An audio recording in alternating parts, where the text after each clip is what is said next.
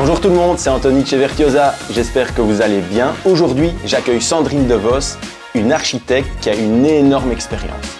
Le but de cette vidéo, c'est que Sandrine nous explique en détail ce que les architectes attendent des entreprises du bâtiment. Travailler avec des architectes, c'est vraiment un axe de croissance, car tous les plus beaux projets sont entre leurs mains. Je vous en dis pas plus, c'est parti. Bonjour Sandrine. Bonjour Anthony. Allez, merci d'avoir accepté avec plaisir, c'est moi qui te remercie de penser à moi. Le but aujourd'hui, comme je t'expliquais tout à l'heure, qu'on puisse faire comprendre aux entrepreneurs du bâtiment ce que les architectes ont besoin. Et toi, du coup, tu es architecte d'intérieur. Ouais. Et est-ce qu'en quelques mots, tu peux nous expliquer ton bureau, ce que tu fais, allez, un peu te présenter, quoi. Ouais. Donc voilà, moi j'ai une petite structure, je fais un peu tout, donc c'est de l'architecte de l'intérieur, mais c'est vrai qu'on va d'une petite mission à une plus grosse mission, donc c'est assez élastique. Et le budget des travaux, plus ou moins, c'est quoi? Pour te dire, je peux faire, un jour je vais aller faire une étude pour une cuisine pour des privés, et le lendemain je travaille, pour l'instant par exemple j'ai une mission pour le projet Choipi, l'hôpital qui est en train de sortir de terre à tourner. Donc là c'est des millions quoi. Donc en fait il n'y a pas de hiérarchie pour moi dans ma sélection de clients ou quoi. Pour moi j'aime avoir cette variété. En fait c'est vraiment le truc qui me guide, c'est d'avoir une variété de types de projets et au niveau humain aussi. Les approches sont différentes, les contacts humains sont différents. Un jour, je vais avoir des grosses réunions avec plein de gens et c'est un truc. Et humainement, c'est différent que d'être chez un particulier où on va rénover une maison, une vieille maison, une vieille ferme par exemple, où il y a toute une énergie. Et voilà. Et moi, j'aime ça. Bien. J'aime ça. J'aime aussi avoir... on a quand même beaucoup de projets différents. On peut partir donc, du privé, comme je te l'ai dit. Ça peut être du médical. Hein, ça peut être de l'horeca. Ça peut être l'hôtellerie. Ce que j'aime particulièrement, c'est quand je peux créer des concepts. Ça, c'est vraiment le truc qui m'anime. C'est quand je peux raconter une histoire. Là, je suis sur mon petit nuage. Ça peut être aussi des plateaux de bureau, ça peut être des formules full ou des conseils comme je l'ai fait ici pour Vertiosa par exemple. Donc il y a beaucoup de flexibilité et moi je veux rester disponible pour un peu tout le monde et moi je veux surtout garantir que j'ai pas 2 journées les mêmes. D'accord. Tu vois. Allez. Ça c'est vraiment le trop cool. Ouais. Ton bureau, tu as tu fais tout toi-même ou non, impossible évidemment. Donc on est en gros on est 6 mais maintenant c'est vraiment j'ai une équipe en interne des 3, donc on a réduit l'équipe en interne et je travaille plus avec des freelance. Ah, ok. Et donc ce qui est beaucoup plus flexible également pour moi travailler, c'est pas mal, c'est assez chouette. Je suis vraiment contente de l'évolution de ma structure de maintenant, c'est vraiment bien. Moi, du coup, je suis plus relax aussi dans la gestion, c'est moins lourd pour moi. C'est assez sympa. Ah ben, on en parlera alors de cette sérénité que tu cherches. Ouais. Et si les entrepreneurs peuvent y participer. Certainement. Allez, cool. Et du coup, quand tu vas visiter un client, et que tu arrives, admettons, c'est une fermette à rénover. J'imagine que ça va dans tous les sens dans ton cerveau, tu as envie de faire plein de choses. Est-ce que déjà à ce moment-là, tu penses à un entrepreneur qui pourrait convenir ou là, pas du tout, tu es à fond avec ton client et est-ce qu'à ce niveau-là, il y a cette notion d'équipe qui commence à se mettre en place? Voilà. Clairement. D'accord. Clairement, assez vite en fait. Alors, je ne dis pas à chaque fois tout de suite, mais assez vite. Dès qu'il y a des choses un peu spécifiques, un peu techniques, je dis wow, ça ne va pas être simple. Et alors je pense en effet à un entrepreneur, par exemple, avec qui j'ai l'habitude de travailler, et je sais qu'il va me solutionner tous les problèmes techniques en réfléchissant ensemble. Et donc je sais déjà que, en pensant à lui, je suis rassurée quelque part. C'est ça. Voilà. Maintenant, c'est pas nécessairement lui qui va faire le projet, mais c'est sûr que oui, j'y pense. Ou un menuisier plus spécifique pour ce genre de réalisation. Et l'étape après, la question que je me pose, c'est, donc là, tu as été chez ton client, tu penses déjà à quelqu'un, puis tu fais le projet. Est-ce que quand tu commences à dessiner le projet, tu fais intervenir un entrepreneur à ce moment-là pour avoir des conseils de faisabilité ou pas encore, c'est pas encore... Ça arrive parfois, c'est plutôt rare, mais ça m'est déjà arrivé. C'est plus par rapport à un menuisier, tu sais, quand je veux dessiner quelque chose un peu spécifique, avec une quincaillerie un peu... voilà, un truc que j'ai pas encore fait, parce que j'adore faire les trucs que j'ai pas encore fait, aussi, beaucoup quand j'ai pas encore fait quelque chose. Et là, alors du coup, j'interroge pour être sûr que je pars dans la bonne direction. Ouais, c'est ça. Ça m'arrive. Et ça, tu le valorises à un moment par la suite, le fait d'être aidé à ce moment-là? Est-ce que tu dis, bah allez, il m'a aidé, donc je vais penser à lui plus tard quand même? Ou après, il revient au même niveau que les autres si tu... Non, je valorise ça. Ça veut dire que, bien sûr, j'ai envie que ce soit lui qui ait le projet. C'est ça. Ça, c'est sûr. Alors, ça dépend évidemment des contextes. Tu as des projets du privé où tu peux intégrer un entrepreneur, voilà, en les motivant, en leur disant, écoutez, moi, avec lui, ça va bien se passer. Oui, c'est ça. Et ce qui est vrai. Maintenant, c'est vrai que j'ai des marchés aussi. Je fais pour l'instant la maison... le musée La Maison des Géants à Ath, ça c'est un marché public. D'accord. Alors, oui. Tout le monde est logé à la même enseigne. C'est ça, tu ne sais rien faire là-dessus et malgré tout t'interroges. Alors, il peut l'avoir, hein. C'est possible, mais toi, tu ne peux pas, tu n'as pas la main là-dessus. D'accord. Ouais. Et quand le dossier est ficelé, du coup, et que toi, tu as fait tes plans, ton maîtrise, etc., et que tu proposes de dire, ben voilà, maintenant c'est le moment où je vais lancer l'appel d'offres aux entrepreneurs, comment tu fais pour choisir à qui tu vas envoyer, à combien de personnes tu envoies cette demande et comment tu choisis à qui tu l'envoies?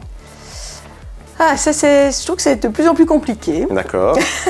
Parce que les entreprises sur lesquelles on peut compter, ben, moi j'en ai pas 18. D'accord. Hein.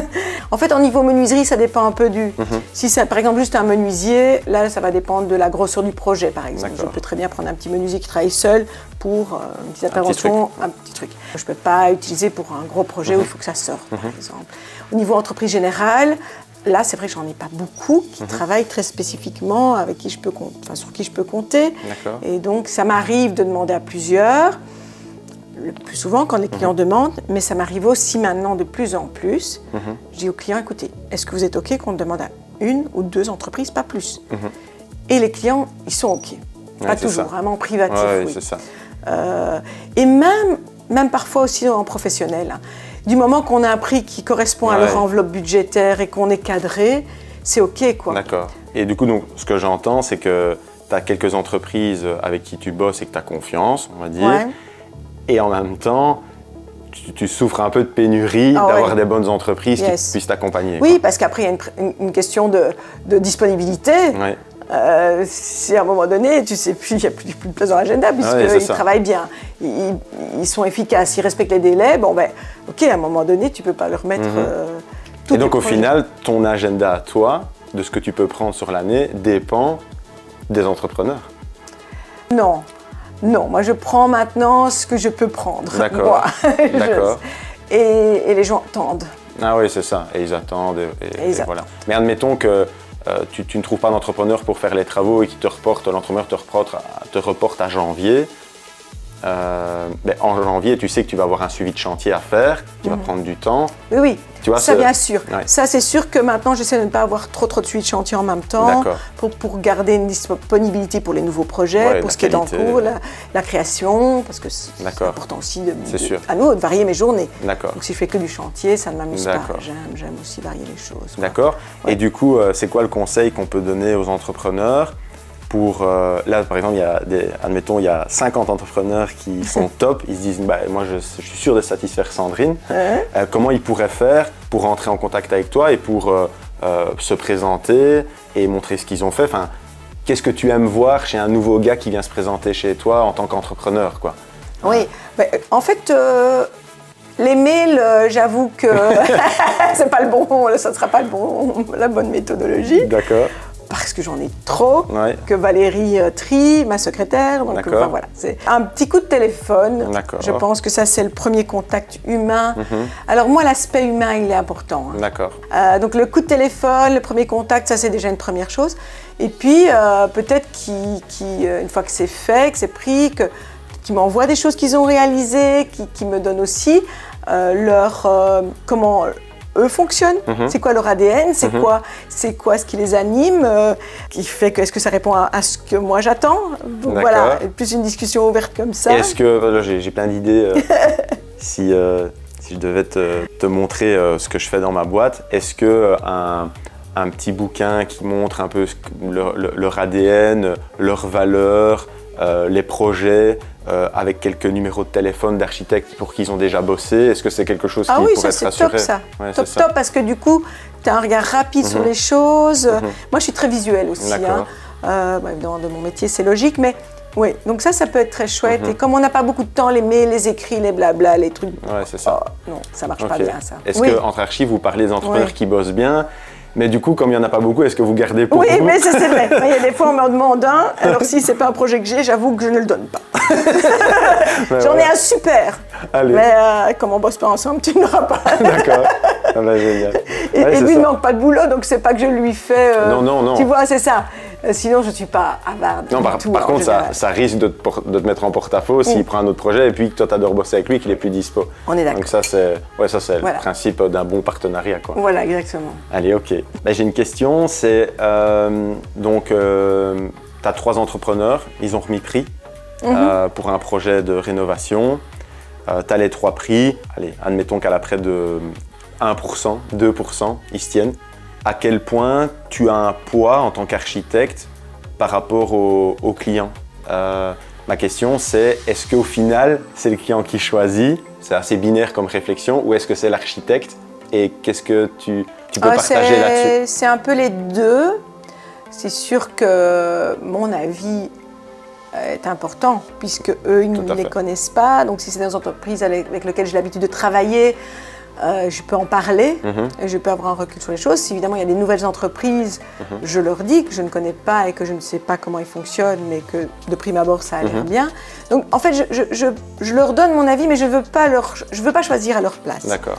Donc quand il y a 3 entreprises, je veux que le choix vienne du client. D'accord. Parce qu'après, s'il y a… C'est plus un problème de responsabilité que de choix.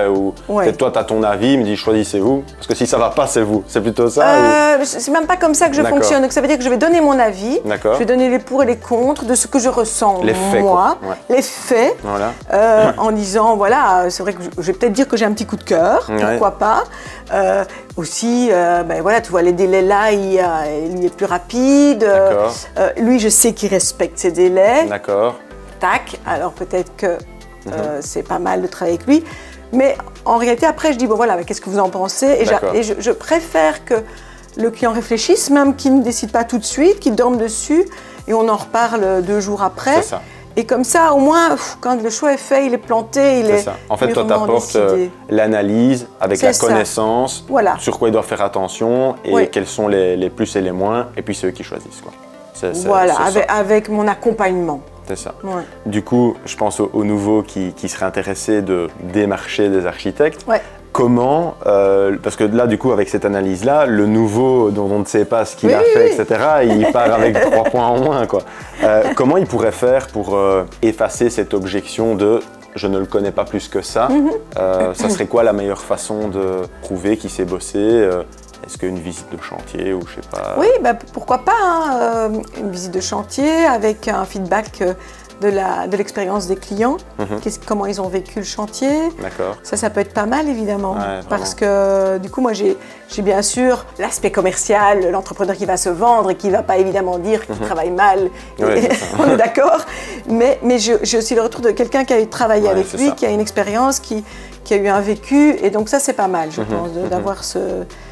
Et moi j'aime bien découvrir de nouvelles personnes aussi.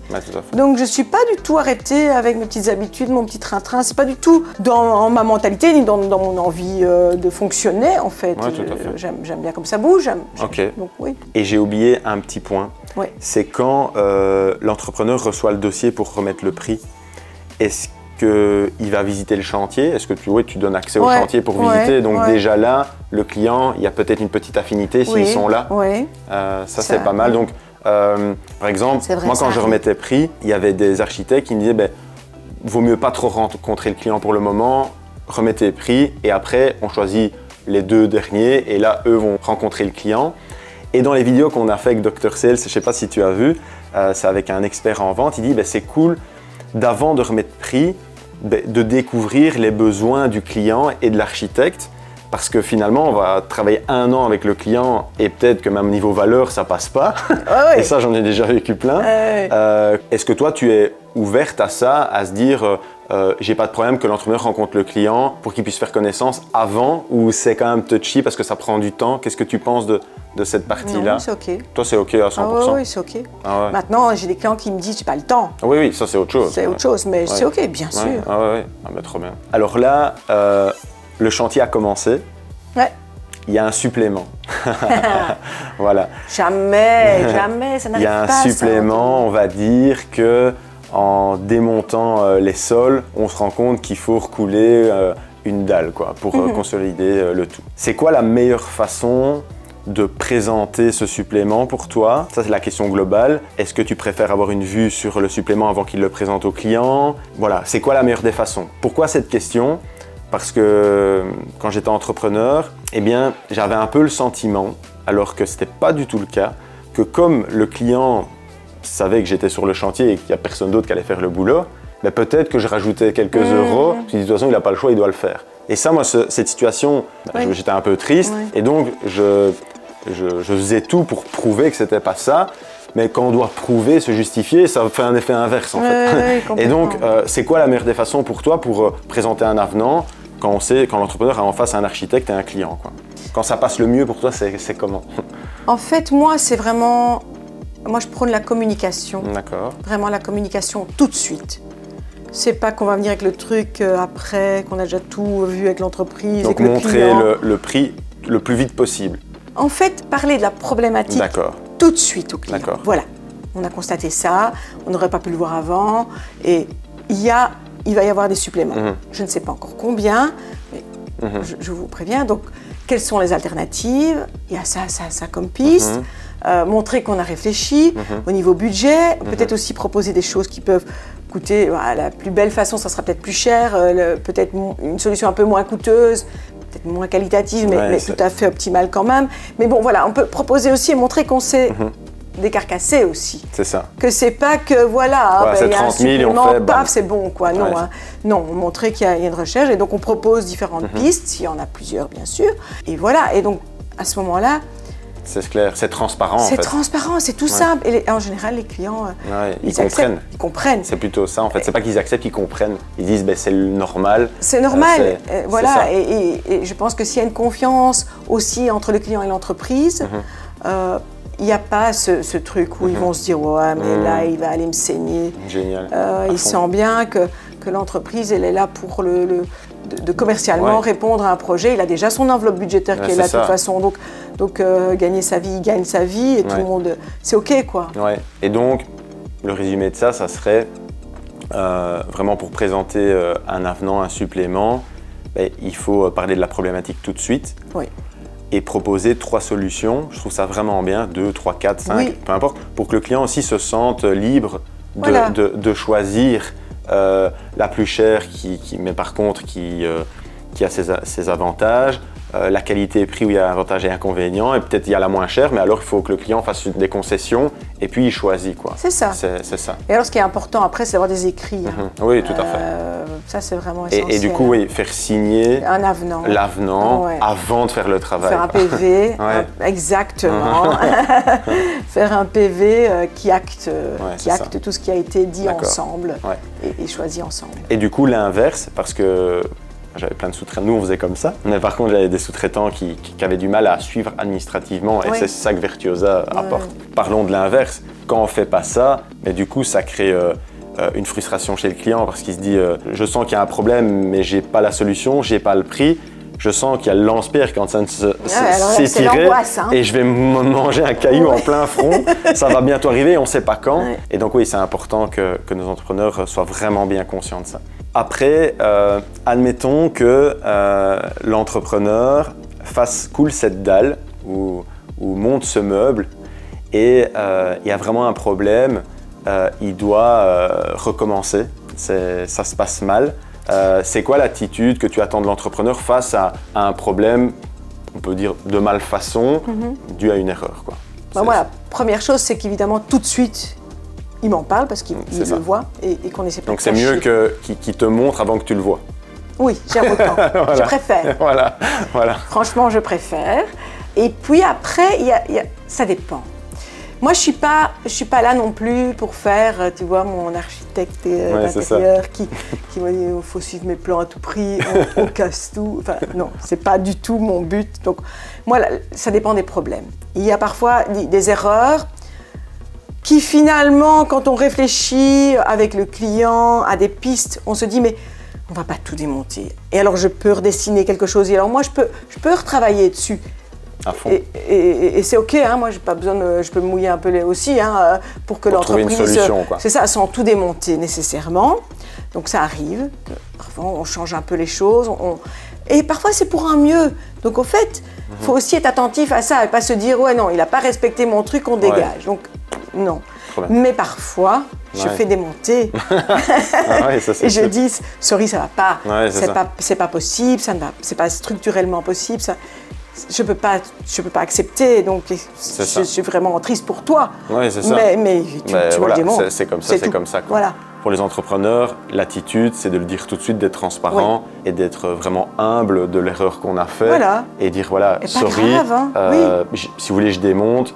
Je serais très motivé peut-être à trouver une piste ensemble, voilà, pour ne pas démonter. Oui. Mais s'il faut démonter, je démonte. Donc, est-ce que vous avez 5 minutes? On discute de ça maintenant. Eh bien, ça, c'est pour moi la belle attitude. Ça, c'est top. Trop bien.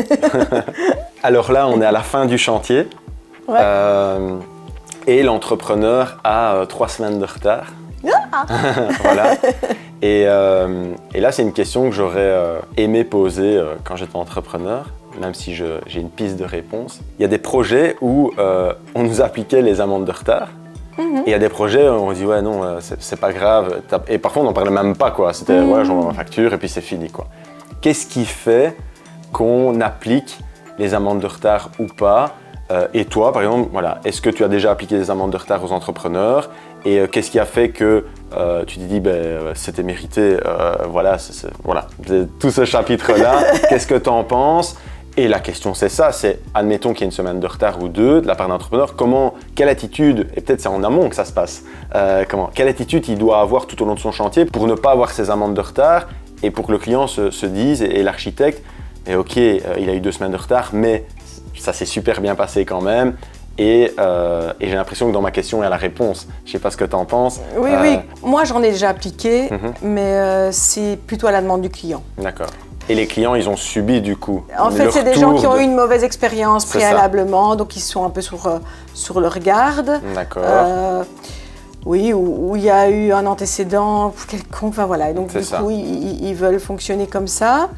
Maintenant, s'il y a du retard, alors tout dépend le retard. Il est là pourquoi le retard? Parce qu'on a découvert un truc qui n'était pas prévu ou que le client a demandé quelque chose en plus. Alors moi, je suis là aussi pour dire attention, on a en effet 15 jours de plus, mais vous avez demandé en cours de route, rappelez-vous, dans le PV, bam, vous avez demandé ça en plus, c'était pas prévu. Donc le planning, il est élastique aussi pour ça. Maintenant, si c'est 3 semaines de retard sans raison, c'est sûr que c'est embêtant. Ouais. Et la bonne attitude, je dirais, de l'entreprise, c'est de prévenir assez vite. Attention, le planning que moi j'ai remis en début de chantier, bien, je me rends compte que j'ai peut-être foiré. Ouais. Et à nouveau, c'est la communication. C'est génial. Directement dire, bon, j'ai sans doute mal estimé, voilà, sorry, mea culpa. Donc sachez que peut-être pour vous organiser au niveau de votre déménagement. C'est surtout ça. Voilà, et peut-être proposer aussi, si vous avez un problème, parce que parfois ils doivent quitter une habitation, et je trouve que, et souvent de le proposer fait qu'ils n'acceptent pas. D'accord. Peut-être je peux vous payer une semaine d'hôtel, par exemple. Pour garder les meubles, ou un garde-meuble. Voilà, d'ouvrir les pistes du possible pour que le client ne se sente pas non plus juste ok, j'ai 3 semaines de retard, mais et quoi? Et qu'on sente qu'il y a vraiment, mais voilà, qu'il y a aussi une prise en charge de l'entreprise qui se rend compte que voilà, c'est très clair, c'est très clair.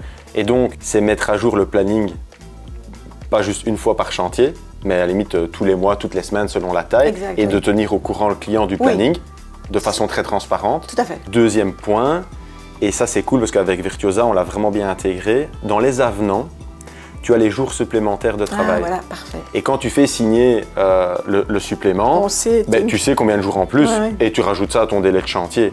Et c'est vrai que si on met à jour notre planning, qu'on tient le client au courant de ça et que les suppléments, il y a les jours, normalement, ça se passe bien. Et c'est vraiment ça. Moi, quand je bossais en tant que gestionnaire, j'avais jamais d'amende de retard. Et ça a commencé quand j'avais des gestionnaires qui étaient un peu plus fatigués de suivre de façon très intensive.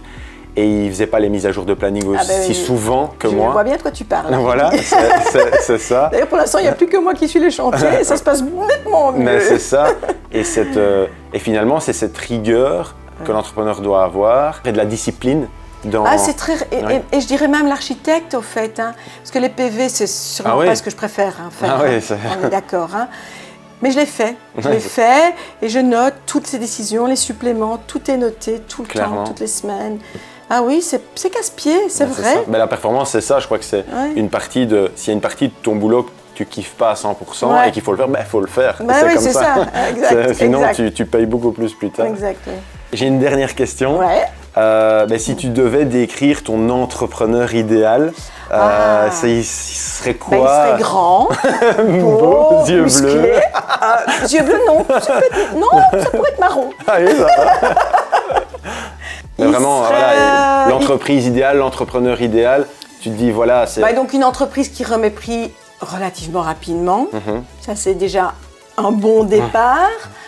Quand il dit qu'il vient sur chantier, il vient sur chantier. S'il ne vient pas, il m'appelle tout de suite. C'est ça. Je ne sais pas venir, j'ai un problème, ne te déplace pas pour rien. C'est ça. Parce que moi, je n'ai pas que ça non plus à faire.